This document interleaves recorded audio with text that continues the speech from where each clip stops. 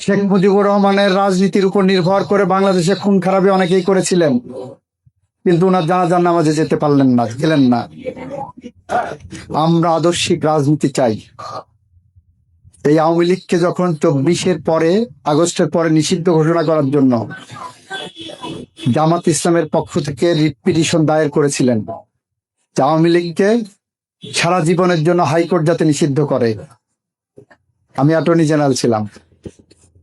আমি দাঁড়িয়ে বলেছিলাম যে যে পিটিশন নিয়েছেন, যারা পিটিশন নিয়ে এসছেন, তাদের অধিকার নাই একটা আদর্শকে হত্যা করা। আওয়ামী লীগে যেমন খুনি আছে, আওয়ামী লীগে অনেক আদর্শিক সৈনিকও আছে। সেদিন আমি সেটা আওয়ামী লীগের রেজিস্ট্রেশন বাতিল করার জন্য হাইকোর্টে বাধা দিয়েছিলাম। কারণ আমরা চিন্তা করি আদর্শের, আমরা আদর্শকে হত্যা করে কোনো রাজনীতি করতে চাই না। আজকে একটা বিতর্ক তৈরি হয়েছে, এখানে উনি কথা বলেছেন 71 না 24, 24 না 71, এরকম একটি স্লোগান, একটি মহল আনার চেষ্টা করা হয়েছে। আমরা এই ভূখণ্ডের রাজনৈতিক ইতিহাসের দিকে তাকালে আমরা যেমন 52-র ভাষা আন্দোলনকে ছোট করে দেখতে পারি না, আমাদের কাছে 71 আমাদের গর্বের ধন। 71-এ যারা মুক্তিযুদ্ধ করেছেন, যারা আমার ভূখণ্ড দিয়েছেন, যারা স্বাধীনতা দিয়েছেন, পতাকা দিয়েছেন, তাদেরকে খাটো করে যারা দেখবে, আমরা তাদের সাথে নাই।